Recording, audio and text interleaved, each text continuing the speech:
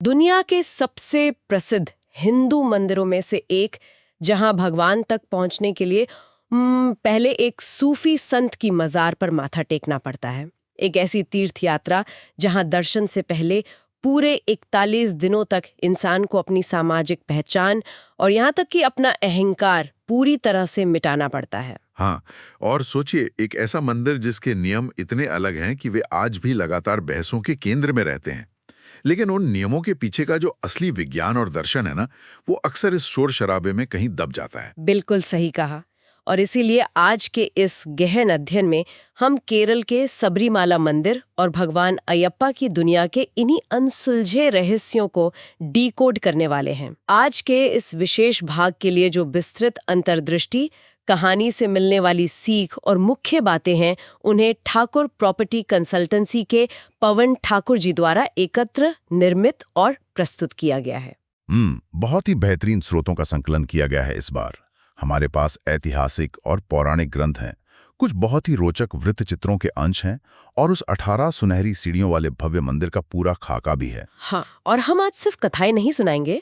हमारा मिशन ये समझना है कि ये कड़े नियम और अनूठी परंपराएं इंसानी मन को किस तरह से रीप्रोग्राम करती हैं। और हाँ, आज के इस गहन अध्ययन में हम शंकराय शंकराय मंगलम के उस बेहद शक्तिशाली मंत्र के गहरे अर्थ पर भी चर्चा करेंगे जो इस ऊर्जा से जुड़ा है। बिल्कुल। तो चलिए इसे थोड़ा विस्तार से समझते हैं। इस पूरी यात्रा की शुरुआत दिलचस्प बात यह है कि भगवान से नहीं, बल्कि एक असुर से होती है, महिषासुर की बहन महिषी से। अच्छा, महिषी मतलब वही कहानी जहां शक्ति पाने के बाद अहंकार इंसान की आंखों पर पट्टी बांध देता है ना। मैंने जो स्रोत पढ़े उसके हिसाब से महिषी ने ब्रह्मा जी की बहुत कठोर तपस्या की थी। कि एकदम सही। और जब ब्रह्मा जी प्रकट हुए तो उसने एक ऐसा वरदान मांगा जो पहली नजर में किसी को भी अजेय बना दे। उसने शर्त रखी कि उसकी मृत्यु केवल और केवल उसी पुत्र के हाथों हो सकेगी जिसका जन्म भगवान शिव और भगवान विष्णु के मिलन से हुआ हो। अरे बाप रे, मतलब ये तो वैसा ही हुआ ना जैसे आज के समय में किसी भारी भरकम लीगल कॉन्ट्रैक्ट में कोई ऐसा इम्पॉसिबल क्लॉज डाल देना जिसे पूरा करना नामुमकिन हो, ताकि आप हमेशा के लिए सुरक्षित हो जाएं। हाँ, बिल्कुल वही मानसिकता थी। महिषी बहुत अच्छे से जानती थी कि शिव और विष्णु दोनों पुरुष देव हैं। ऐसे में उन दोनों के मिलन से किसी संतान का उत्पन्न होना तो मतलब बायोलॉजिकली और लॉजिकली दोनों ही तरह से असंभव था। उसे लगा कि उसने सृष्टि के सिस्टम में एक बहुत बड़ा लूप होल खोज लिया है। और उस अहंकार में अंधा होना तो स्वाभाविक ही था। जब किसी को लगता है कि वो सिस्टम से बड़ा हो गया है तो वो विनाशकारी हो ही जाता है। स्रोतों के अनुसार महिषी ने देवताओं और तीनों लोकों में ऐसा भयंकर आतंक मचाया कि पूरी सृष्टि का संतुलन ही बिगड़ने लगा। और यहीं पर इन पौराणिक ग्रंथों की सबसे खास बात सामने आती है। ये ग्रंथ हमें बताते हैं कि ब्रह्मांड हर लूप होल का इलाज खुद ब खुद ढूंढ लेता है। यहाँ जो बात सबसे आकर्षक है वह यह है कि ब्रह्मांडीय शक्तियां किस तरह अपना रास्ता निकालती हैं। और ये प्रक्रिया एक और असुर की कथा से जाके जुड़ती है, भस्मासुर की कथा। भस्मासुर, हाँ, वो ही जिसे ये वरदान मिला था कि वह जिसके भी सिर पर हाथ रखेगा इंसान भस्म हो जाएगा। हमारे स्रोतों में ये प्रसंग बहुत ही रोचक तरीके से बताया गया है। हाँ, और जब भस्मासुर ने खुद भगवान शिव पर ही इस वरदान का टेस्ट करने की सोची तो स्थिति को संभालने के लिए भगवान विष्णु को बीच में आना पड़ा। उन्होंने मोहिनी का रूप धारण किया। मोहिनी यानी ब्रह्मांड की सबसे सम्मोहित करने वाली ऊर्जा। और फिर मोहिनी ने भस्मासुर को अपने नृत्य में ऐसा उलझाया कि नाचते नाचते भस्मासुर ने खुद अपना ही हाथ अपने सिर पर रख लिया। मतलब वो राख में बदल गया। बिल्कुल। लेकिन ग्रंथों के अनुसार विष्णु जी का वो मोहिनी रूप इतना दिव्य और शक्तिशाली था कि स्वयं भगवान शिव भी उस ऊर्जा की ओर आकर्षित हुए। उन दोनों यानी शिव और मोहिनी रूपी विष्णु के उस दिव्य संयोग से ही एक अद्भुत शक्ति का जन्म हुआ। एक तेजस्वी बालक जिसे हरिहर नाम दिया गया है ना। हाँ। हरि यानी विष्णु और हर यानी शिव। और इसी प्रसंग में वो मंत्र शंकराय शंकराय मंगलम उस शिव तत्व और कल्याणकारी ऊर्जा को बहुत ही सुंदर ढंग से दर्शाता है। सही कहा। अगर हम इसे सिर्फ एक कहानी की तरह ना देखकर इसके पीछे के दर्शन को समझें तो ये अपने आप में एक बहुत बड़ा सोशियो पॉलिटिकल मैसेज भी है। वो कैसे, थोड़ा विस्तार से बताएंगे? देखो, प्राचीन काल में शैव और वैष्णव संप्रदायों के बीच अक्सर वैचारिक मतभेद रहा करते थे। ऐसे में एक ऐसे देवता का आना जो शिव की तप शक्ति और विष्णु की करुणा दोनों का मिश्रण हो, ये तो समाज के दो अलग अलग ध्रुवों को जोड़ने वाला एक मास्टर स्ट्रोक था। अरे वाह, मैंने इस नजरिए से तो सोचा ही नहीं था। मतलब दुनिया में शक्ति और करुणा या वैराग्य और पालन, ये चीजें अलग अलग नहीं है। भगवान अयप्पा का अवतार इसी बात का बहुत बड़ा प्रतीक है। बिल्कुल, वे संप्रदायों की सीमाओं से कहीं परे हैं। समाज को ये संदेश देना बहुत जरूरी था कि मार्ग भले ही कितने भी अलग क्यों न दिखें, वे अंततः एक ही सत्य की ओर ले जाते हैं। तो फिर ये ब्रह्मांडीय ऊर्जा या कहें ये दिव्य बालक हरिहर जमीन पर कैसे आया? हमारे स्रोत जो कहानी बताते हैं वो बहुत ही मार्मिक है। हाँ, कहानी पंडालम राज्य के राजा राजशेखर से शुरू होती है।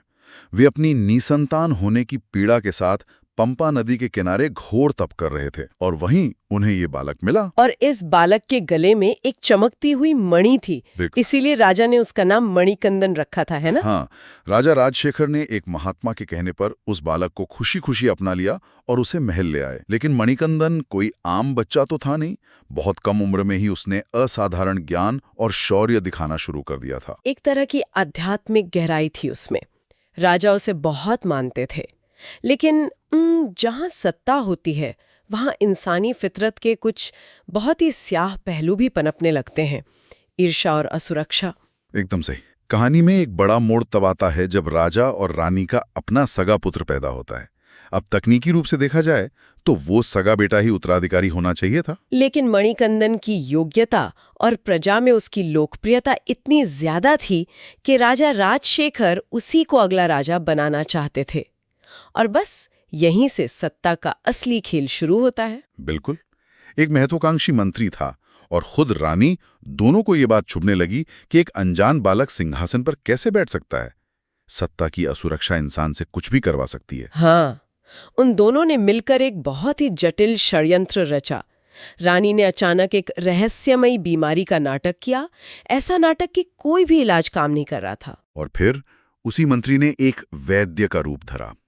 उसने महल में आकर घोषणा कर दी कि इस बीमारी को ठीक करने का पूरे ब्रह्मांड में केवल एक ही इलाज है, और वो था एक जीवित बाघिन का दूध। यहाँ पर बात बहुत दिलचस्प हो जाती है। जरा सोचिए, उन साजिशकर्ताओं को लगा कि उन्होंने मणिकंदन को हमेशा के लिए रास्ते से हटाने का एक एकदम परफेक्ट प्लान बना लिया है। हाँ, एक छोटे से बच्चे को खूंखार बाघों से भरे घने जंगल में भेजना, मतलब सीधे मौत के मुंह में धकेलना। लेकिन विडंबना देखिए, वे ये नहीं जानते थे कि वे जिसे मौत की तरफ भेज रहे हैं, असल में वे उसे उसकी असली नियति की तरफ धकेल रहे हैं, महिषी के वध की नियति। यही तो होता है। अक्सर इंसान सोचता है कि वो अपने हिसाब से गोटियां बिठा रहा है, लेकिन वो एक बहुत बड़ी ब्रह्मांडीय योजना का सिर्फ एक मोहरा भर होता है। मणिकंदन का जंगल में जाना कोई सजा नहीं थी, वो उनके अवतार का मुख्य उद्देश्य था। और फिर जंगल में पहुंचने के बाद अजुथा नदी के पास उनका सामना महिषी से होता है। महिषी तो अपने उसी अहंकार में चूर थी कि उसे कोई मार ही नहीं सकता। हाँ, और फिर दोनों के बीच एक बेहद भयंकर युद्ध हुआ। जब मणिकंदन ने महिषी को पराजित किया तो महिषी को अपनी हार पर जरा भी क्रोध नहीं आया। स्रोतों में ये बहुत स्पष्ट रूप से उल्लिखित है कि अंतिम क्षणों में महिषी को ये ज्ञान हो गया था कि उसके सामने साक्षात हरि और हर की सम्मिलित ऊर्जा खड़ी है। बिल्कुल, और महिषी के प्रसंग में यही बात सबसे अलग और खास है। भगवान अयप्पा उसे सिर्फ मारते नहीं हैं, वे उसे मुक्त करते हैं, उसे मोक्ष प्राप्त होता है। भारतीय दर्शन में बुराई को नष्ट करने का मतलब हमेशा किसी को खत्म करना नहीं होता, बल्कि उस आत्मा को उसके अंधकार से आजाद करना होता है। बहुत ही गहरी बात है ये। और फिर महिषी के वध के बाद भगवान शिव वहां प्रकट हुए और उन्होंने अयप्पा को उनके वास्तविक स्वरूप का भान कराया। इसके बाद जो दृश्य स्रोतों में वर्णित है वो किसी ब्लॉकबस्टर फिल्म के क्लाइमैक्स से भी ज्यादा भव्य है। अयप्पा वापस महल लौटते हैं, लेकिन अकेले नहीं, वे भगवान इंद्र के साथ आते हैं। हाँ, इंद्र जिन्होंने बाघ का रूप धारण किया हुआ था और उनके पीछे पीछे खूंखार बाघों का एक पूरा झुंड था। मुझे तो बस रानी और उस मंत्री के चेहरों की कल्पना करके ही हैरानी होती है, उनकी क्या हालत हुई होगी। उनका तो पूरा का पूरा षड्यंत्र ही उनके सामने ढह गया था। रानी और मंत्री का अहंकार पूरी तरह टूट चुका था उन्हें अपनी बहुत बड़ी गलती का एहसास हुआ और उन्होंने मणिकंदन से क्षमा मांगी। लेकिन यहाँ भगवान अयप्पा का जो कदम था वो उन्हें एक सामान्य राजा से बिल्कुल अलग करता है। उन्होंने किसी को दंड नहीं दिया। दंड क्यों देते? क्योंकि उनका लक्ष्य कभी वो सिंहासन था ही नहीं। उनका जो सांसारिक कार्य था, महिषी का वध, वो तो पूरा हो चुका था। सही कहा। उन्होंने राजपाट को पूरी तरह से ठुकरा दिया और वैराग्य तथा तप का मार्ग चुन लिया। उन्होंने अपने पिता राजा राजशेखर को ये निर्देश दिया कि सबरीमाला पर्वत पर उनके लिए एक मंदिर का निर्माण किया जाए। और बस उसी क्षण से सबरीमाला मंदिर की नींव पड़ी। लेकिन ये कोई साधारण मंदिर नहीं बनने वाला था। ये एक ऐसा ऊर्जा केंद्र बनने वाला था जिसके नियम समाज के सामान्य नियमों से बहुत अलग और बहुत गहरे होने वाले थे। बिल्कुल।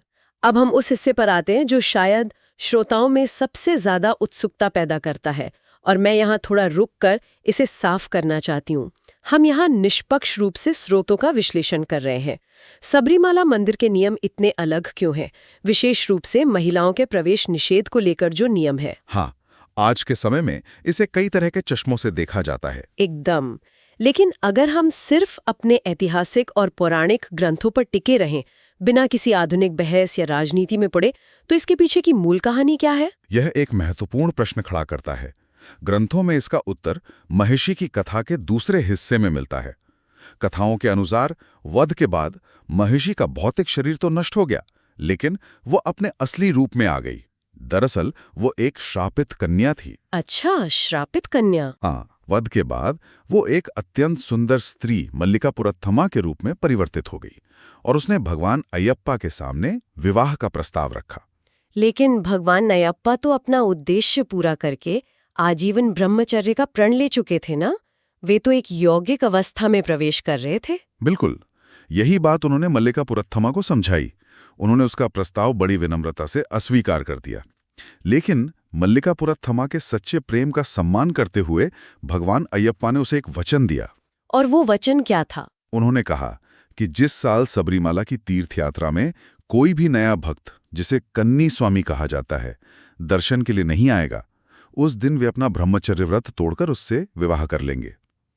मल्लिकापुरत्थमा आज भी मंदिर के पास एक अन्य देवस्थान में विराजमान है और उस दिन की प्रतीक्षा कर रही हैं। एक मिनट, तो आप कह रहे हैं कि यह नियम किसी भेदभाव से नहीं, बल्कि एक श्रापित कन्या को दिए गए वचन और भगवान के स्वयं के कड़े अनुशासन के कारण है। यह नजरिया तो अक्सर मुख्य धारा की बहसों में गुम ही हो जाता है। तांत्रिक और योगिक विज्ञान की दृष्टिकोण से भी इसे समझना बहुत जरूरी है। जब कोई देवता इस स्तर के अत्यंत कड़े नैष्ठिक ब्रह्मचर्य में स्थापित होता है, तो वो एक विशेष प्रकार की ऊर्जा का संरक्षण कर रहा होता है। नैष्ठिक ब्रह्मचर्य। हाँ, उस ऊर्जा को उसी अवस्था में बनाए रखने के लिए विपरीत लिंग की ऊर्जा से दूरी बनाए रखने का आध्यात्मिक विधान ग्रंथों में बताया गया है। यह व्यवस्था किसी सामाजिक भेदभाव को स्थापित करने के लिए नहीं, बल्कि उस विशेष यौगिक ऊर्जा को अछूता रखने के लिए है। समझ गई। और इसी मंदिर की एक और बात जो मुझे सबसे ज्यादा हैरान करती है, वो है एरोमेली गांव की वावर मस्जिद। जरा सोचिए, कोई एक बहुत ही कट्टर हिंदू तीर्थयात्रा पर निकला है और परंपरा यह है कि उसे बीच रास्ते में एक मुस्लिम सूफी संत की मजार पर रुकना है और उसकी परिक्रमा भी करनी है। यह धार्मिक सद्भाव का एक ऐसा जीवंत उदाहरण है जो सिर्फ किताबों में नहीं, बल्कि जमीन पर सदियों से चल रहा है। ये मस्जिद सूफी संत वावर की है, जो असल में एक मुस्लिम योद्धा थे। मैंने पढ़ा था कि शुरुआत में अयप्पा और वावर के बीच युद्ध हुआ था। हाँ, कथाओं में ये जिक्र आता है। लेकिन अयप्पा के तेज और उनके आध्यात्मिक स्वरूप को देखकर वावर उनके बहुत बड़े भक्त बन गए और फिर एक गहरे मित्र भी। पिछले 500 सालों से ये परंपरा चली आ रही है कि सबरीमाला जाने वाले हर भक्त को पहले वावर मस्जिद जाना ही होता है। तो इन सब का असली मतलब क्या है? मुझे लगता है कि ये नियम इसलिए बनाया गया होगा ताकि भगवान के पास पहुंचने से पहले इंसान का धार्मिक अहंकार पूरी तरह से टूट जाए, कि कोई ये ना सोचे कि मेरा धर्म या मेरी पहचान ही सबसे श्रेष्ठ है। बिल्कुल, अहंकार को तोड़ना ही इस पूरी यात्रा का पहला कदम है। अच्छा, इसके अलावा एक और रहस्यमयी घटना है, मकरविलक्कू का त्योहार। मकर संक्रांति के दिन ऐसा क्या खास होता है सबरीमाला में? मकरविलक्कू का सीधा संबंध रामायण काल से जुड़ता है। मान्यताओं के अनुसार जब भगवान अयप्पा वन में अपनी घोर तपस्या में लीन थे, तब वनवास काट रहे भगवान श्री राम और लक्ष्मण उसी वन से गुजरे थे। तो क्या उनकी भेंट हुई थी? हाँ, अयप्पा जानते थे कि श्री राम स्वयं भगवान विष्णु के अवतार हैं। इसलिए केवल उन्हें सम्मान देने के लिए वे कुछ समय के लिए अपने तप से बाहर आए थे। उसी दिव्य भेंट और ऊर्जा के उस अद्भुत मिलन की याद में हर साल मकर संक्रांति पर मकर विलक्कू का त्योहार मनाया जाता है। बहुत ही खूबसूरत प्रसंग है ये। अब बात करते हैं उस यात्रा की जो शायद इंसान के शरीर और मन का सबसे कड़ा टेस्ट है। 41 दिन का मंडला कालम व्रत। आज के इस सुख सुविधाओं वाले जीवन में कोई इंसान 41 दिन तक काले कपड़े क्यों पहने, जमीन पर क्यों सोए? इस व्रत का असली मनोविज्ञान क्या है? अगर हम इसे व्यापक परिप्रेक्ष्य से जोड़ें तो एक सामान्य नज़र से ये किसी को सजा लग सकती है, लेकिन असल में ये एक साइकोलॉजिकल डिटॉक्स है, या कह लें एक आत्मिक पुनर्निर्माण का कार्यक्रम है। साइकोलॉजिकल डिटॉक्स, ये शब्द बहुत सटीक है। जब आप 41 दिनों तक केवल काले या नीले रंग के एक जैसे कपड़े पहनते हैं तो आप अपनी सामाजिक पहचान को शून्य कर रहे होते हैं। कोई फर्क नहीं पड़ता कि आप किसी बड़ी कंपनी के सीईओ हैं या एक आम मजदूर। वहां कोई अमीर गरीब ऊंचा नीचा नहीं होता, सब सिर्फ स्वामी कहलाते हैं। मतलब आप मंदिर पहुंचने से पहले खुद को अंदर से पूरी तरह खाली कर रहे हैं, और ये सफाई तब अपने चरम पर पहुंचती है जब हम मंदिर की उन 18 सुनहरी सीढ़ियों, जिन्हें पधीने टमपड़ी कहा जाता है, उनके रहस्य को समझते हैं। मुझे तो ये किसी प्याज को छीलने जैसा लगता है, जहां हर सीढ़ी आपके अहंकार की एक परत को उतारती है। ये एक बहुत सटीक उदाहरण दिया आपने। ये 18 सीढ़ियां इंसान के भीतर के बंधनों का ही एक नक्शा है। पहली 5 सीढ़ियां हमारी 5 ज्ञानेंद्रियों को दर्शाती हैं, यानी देखना, सुनना, सूंघना, चखना और स्पर्श करना। बाहरी दुनिया का शोर इन्हीं 5 रास्तों से हमारे दिमाग में घुसता है ना, तो इस पर काबू पाना सबसे पहला कदम है। बिल्कुल। अगली 5 सीढ़ियां हमारी 5 कर्मेंद्रियों को दर्शाती हैं, यानी हमारे वे अंग जिनसे हम कर्म करते हैं, हमारे हाथ, पैर, हमारी बोलने की क्षमता। ज्ञान के बाद ये जरूरी है कि हमारे कर्म भी पूरी तरह से नियंत्रित हों। और अंतिम 8 सीढ़ियां, वे तो शायद सबसे ज्यादा चुनौतीपूर्ण होंगी। हाँ, वे हमारे 8 सबसे खतरनाक नकारात्मक भाव हैं। काम यानी इच्छाएं, क्रोध यानी गुस्सा, लोभ यानी लालच, मोह यानी लगाव, मद यानी अत्यधिक घमंड, मात्सर्य यानी ईर्ष्या, अहंकार और अज्ञान। बाप रे! इसका मतलब यह है कि जब कोई भक्त उन सीढ़ियों पर कदम रख रहा होता है तो वो किसी पत्थर की सीढ़ियों पर नहीं चढ़ रहा होता। वो अपने ही भीतर के क्रोध, मोह और सबसे बड़े दुश्मन अपने अहंकार को कुचलकर आगे बढ़ रहा होता है। बिल्कुल। ये सिर्फ एक फिजिकल ट्रैकिंग नहीं है, ये एक कंप्लीट ईगो डेथ है, अहंकार का पूर्ण विनाश। और इसी आत्मविजय का सबसे बड़ा प्रतीक गर्भगृह में बैठी स्वयं भगवान अयप्पा की मूर्ति है। मैंने देखा है। उनकी मूर्ति किसी सामान्य आशीर्वाद देने वाली मुद्रा में नहीं है ना? वे योग मुद्रा में बैठे हैं और उनके घुटने एक पट्टे से बंधे हुए हैं। हाँ, इसे योग बंध कहते हैं। ये बंधे हुए पैर और योग मुद्रा इस बात का प्रतीक है कि वे एक असीम ब्रह्मांडीय ऊर्जा को अपने भीतर रोके हुए हैं। अच्छा, इसके पीछे क्या विज्ञान है? देखिए, उन्होंने महिषी को अपनी ताकत से मारा, लेकिन युद्ध जीतने के बाद उन्होंने उस ताकत का इस्तेमाल राज करने के लिए नहीं किया। उन्होंने उस ऊर्जा को संयम और तप में बदल दिया। ये दुनिया को सिखाता है कि शक्ति का होना काफी नहीं है, उस शक्ति पर संयम रखना ही असली धर्म है। और शायद इसीलिए इस पूरी यात्रा के दौरान जो मंत्र एक लय में जपा जाता है, स्वामीये शरणम अयप्पा, उसका अर्थ भी बहुत गहरा है। ये सिर्फ किसी भगवान को आवाज लगाना नहीं है। एकदम सही। इसका असली अर्थ है, मैं अपनी सारी पहचान, अपनी सारी उपाधियां और अपना सारा अहंकार छोड़कर केवल धर्म और सत्य की शरण में आता हूँ। भगवान अयप्पा की पूरी कथा का सार यही तो है। मतलब महिषी को हराना तो उनके जीवन की सिर्फ एक घटना भर थी। इंसानों के लिए असली चुनौती महिषी से लड़ना नहीं है, बल्कि वो 41 दिन का व्रत और वे 18 सीढ़ियां हैं। भगवान तक पहुंचने के लिए पहले स्वयं अपने शरीर और मन को एक पवित्र मंदिर में बदलना पड़ता है। और जो इंसान इस बात को समझ लेता है, उसके लिए सबरीमाला सिर्फ एक भौगोलिक जगह नहीं रह जाती, बल्कि मन की एक शांत अवस्था बन जाती है। मणिकंदन का जन्म तो बस उस बाहरी संघर्ष की शुरुआत थी, लेकिन सबरीमाला पहुंचना आत्मविजय की चरम सीमा है। ये बहुत ही अद्भुत दर्शन है। ये कहानी सिर्फ एक प्राचीन देव कथा नहीं रह जाती, बल्कि ये हम में से हर एक इंसान की अपने ही भीतर की यात्रा का मैनुअल बन जाती है। धर्म कहीं बाहर पहाड़ों पर नहीं है। धर्म तो अपने ही भीतर के राक्षसों को हराकर खोजना है। बिल्कुल, असली जीत स्वयं पर विजय प्राप्त करने में ही है। आज के इस गहन अध्ययन से ये बिल्कुल साफ हो गया है कि सबरीमाला की यात्रा पैरों से नहीं, मन से तय की जाती है। और पवन ठाकुर जी द्वारा प्रस्तुत ये अंतर्दृष्टि वाकई सोचने पर मजबूर कर देती है। हम अपनी इस चर्चा को यहीं समेटते हैं, लेकिन जाने से पहले सुनने वालों के लिए एक गहरा विचार छोड़कर जाना चाहूंगी। क्या विचार है वो? विचार ये है कि अगर सबरीमाला की ये यात्रा असल में हमारे अपने ही भीतर की यात्रा है, तो आज के इस भागदौड़ भरे जीवन में आपकी भीतर की उन 18 सीढ़ियों में से वो कौन सी सीढ़ी है जिसे पार करना आपके लिए सबसे मुश्किल है? चाहे वो क्रोध हो, मोह हो या फिर अहंकार हो। ये एक ऐसा सवाल है जिस पर हम सभी को शांति से विचार करना चाहिए।